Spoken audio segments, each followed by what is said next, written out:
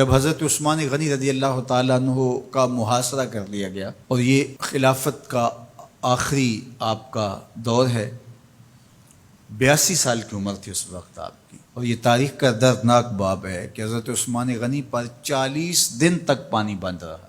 وہ ایک منصوبہ تھا، 3 لوگ 3 مختلف شہروں سے چلے، مصر سے، کوفے سے اور بصرے سے، 1,000 آدمی لے کر، اور مدینہ المنورہ میں پہنچ کر کے حضرت علی المرتضیٰ سے ملے، ام المومنین سیدہ عائشہ سے ملے، کبار اصحاب سے ملے۔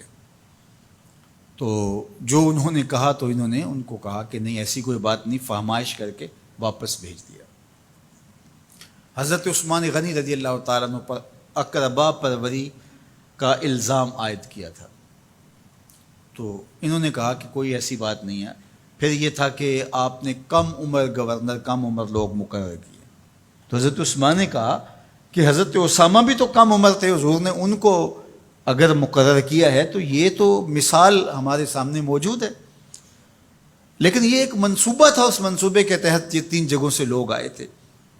وہ 3 دن کی مسافت کے بعد پھر تینوں واپس آ گئے، تو یہ ایک سوالیہ نشان ہے کہ تینوں کیوں واپس آ گئے، کوئی ایک تو نہ آتا نا، تو یہ سب طے شدہ منصوبہ تھا۔ اور پھر انہوں نے مدینہ المنورہ کو گھیر لیا، اور جس طرح سے بلوائیوں نے حالات پیدا کر دیے، سیدنا علی المرتضیٰ رضی اللہ تعالیٰ عنہ تو شہر مدینہ سے باہر تشریف لے گئے تھے، اور اپنے بیٹوں امام حسن اور امام حسین رضی اللہ تعالیٰ عنہ کو حضرت عثمان غنی کے دروازے پر مقرر کیا تھا کہ ان کو ضرر نہ پہنچنے دینا۔ اب 700 صحابہ اجازت طلب کر رہے ہیں کہ آپ ان بلوائیوں سے نپٹنے کا میں جو ہے وہ اجازت نامہ مرحمت کریں، اور بہت سارے لوگ تو حج پہ جا چکے ہیں۔ 18 ذی الحج کا واقعہ ہے جب آپ کی شہادت ہوتی ہے، تو وہ حج پہ جا چکے ہیں، تو جو یہاں موجود ہیں وہ اجازت طلب کر رہے ہیں، لیکن حضرت عثمان غنی رضی اللہ تعالیٰ عنہ نے کہا کہ نہیں، میں ایسی اجازت نہیں دوں گا۔ رسول اللہ صلی اللہ علیہ وسلم کا حرم شہر مدینہ لوگوں کے خون سے لالازار ہو، یہ میں اس کو گوارا نہیں کرتا۔ افواج موجود ہیں، اور دنیا کی تاریخ میں آپ کو ایسا نہیں ملے گا کہ اتنی بڑی حکومت کسی کے پاس ہو اور وہ خود گھیر لیا جائے، اس کا پانی بھی بند ہو جائے، اور وہ حکم دے کہ نہیں، میرے لیے آپ ایک قطرہ بھی خون نہیں بہائیں گے۔ بلکہ آپ کے غلاموں نے جب تلواریں اٹھا لی تو آپ نے فرمایا کہ میرا حکم ہے کہ تم تلواریں نیچے رکھو، بلکہ میں تمہیں یہ آفر دیتا ہوں کہ جو غلام لڑے گا نہیں اور یہ میرے سے عہد کرتا ہے وہ آزاد ہے۔ حضرت ابو ہریرہ رضی اللہ تعالیٰ عنہ، حالانکہ یہ پڑھنے پڑھانے والے لوگ تھے، تعلیم و تعلم سے ان کا تعلق تھا، لیکن وہ بھی تلوار لے کے حضرت عثمان غنی کے دفاع میں آ گئے، لیکن حضرت ابو ہریرہ رضی اللہ تعالیٰ عنہ کو بھی حضرت عثمان غنی روک دیتے۔ مالک بن اشتر کہنے لگا کہ ہم آپ کی دستبرداری کے خواہاں ہیں، آپ خلافت سے دستبرداری اختیار کر لیجئے۔ تو حضور علیہ الصلوۃ والسلام کے اس جانثار صحابی نے، حضرت عثمان غنی نے فرمایا یہ نہیں ہو سکتا۔ دستبردار کیوں نہیں ہوئے؟ لگتا تھا یہ سب سے زیادہ آسان تھا، لیکن حضور نے ارشاد فرمایا تھا، اے عثمان، تمہیں اللہ ایک قمیض پہنائے گا، لوگ اس کو اتارنا چاہیں گے، تم کبھی نہ اتارنا۔ تو اس سے مراد خلافت کی قمیض ہے، اور ان کی شہادت کی خبر بھی اللہ کے محبوب علیہ السلام نے دی تھی، اور اگر آپ دستبردار ہو جاتے تو یہ ایک کھلونا بن جاتا، بازیچہ بن جاتی خلافت۔ چند آدمیوں کے پریشر سے خلافت سے دستبرداری کرنا پڑتی۔ اچھا، ایک یہ سوال بھی پیدا ہوتا ہے، چند باغی تھے، ان کو کس طرح کچل دیا جاتا؟ لیکن حضرت عثمان غنی یہ نہیں چاہتے تھے۔ ایک تو یہ کہ مدینے کی حرمت پامال نہ ہو، اور دوسرا پورے عالم اسلام کو آگ لگانے کا جو منصوبہ تھا، 3 مختلف شہروں سے 1,000 آدمی لایا گیا ایک منصوبے کے تحت، اور انہیں لاشیں چاہیے تھیں، اور جو ان کے پیچھے کام کر رہے تھے نادیدہ ہاتھ، ان کا منصوبہ یہ تھا کہ یہاں سے مختلف سمتوں میں، یہ تینوں شہر مختلف سمتوں میں تھے، تینوں سمتوں میں جب لاشیں جائیں گی تو پورے عالم اسلام کو ہم جو ہے وہ خانہ جنگی کی آگ میں دھکیل سکیں گے۔ تو حضرت عثمان غنی ان سازشوں سے آگاہ تھے، تو سب سے اہون اور آسان یہ تھا کہ قربانی پیش کر دی جائے، اور پھر انہوں نے سن بھی رکھا تھا کہ 2 شہید ہیں، شہید تو انہوں نے بہرحال ہونا ہے، تو لہٰذا میں خلافت سے دستبردار بھی نہیں ہوں گا، اور شہر مدینہ کی حرمت بھی پامال نہیں ہونے دوں گا۔ اور تیسری بات یہ ہے کہ میں خود مظلوم شہید کر دیا جاؤں، تو وہ آپ نے یہ گوارا کر لیا۔ تو 18 ذوالحج تھا، جمعے کا ہی دن تھا، اور حضرت عثمان غنی رضی اللہ تعالیٰ عنہ روزے سے تھے، عصر کا وقت تھا، قرآن مجید کی تلاوت کر رہے تھے۔ حضرت امام حسن، امام حسین اور حضرت عبداللہ بن زبیر اور دیگر لوگ آپ کے دروازے پہ پہرا دے رہے تھے، لیکن باغی پچھلے گھر سے دیوار پھلانگ کے آپ کے گھر میں داخل ہوئے اور تلوار سے وار کیا۔ آپ کی زوجہ حضرت نائلہ آگے بڑھی اور ہاتھ سے روکنا چاہا، آپ کی انگلیاں کٹ گئیں۔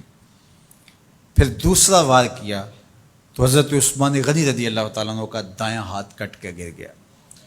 حضرت عثمان غنی رضی اللہ تعالیٰ عنہ نے افسوس کیا اور کہا کہ تم نے وہ ہاتھ کاٹ دیا جس سے میں وحی کی کتابت کیا کرتا تھا۔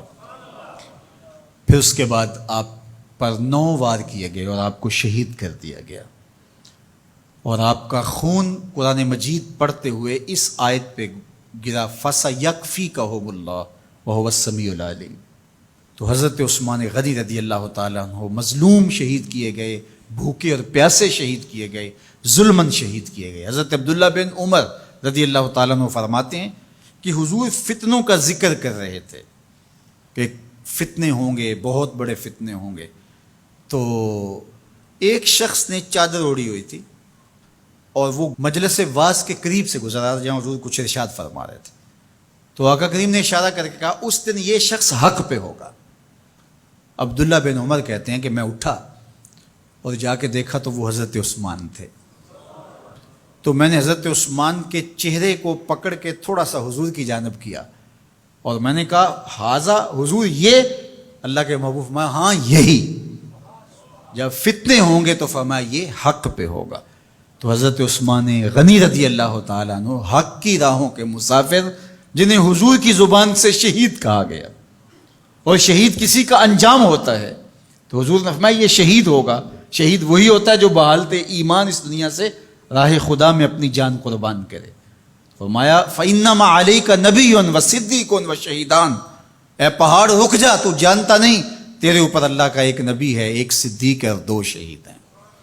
تو حضرت عثمان غنی رضی اللہ تعالیٰ عنہ عظمتوں کے مینار، اللہ اکبر۔ تو یہ حضرت عثمان غنی رضی اللہ تعالیٰ عنہ کا یہ کارنامہ تھا کہ آپ نے اپنی جان پیش کر کے امت کو جو ہے وہ فتنوں سے محفوظ کر لیا اور امت کو بچا لیا۔ حضرت عثمان غنی رضی اللہ تعالیٰ عنہ پہ کروڑوں رحمتیں، کروڑوں سلام۔ ہم آپ کی عظمت کو سلام پیش کرتے ہیں، عقیدتوں کا خراج پیش کرتے ہیں۔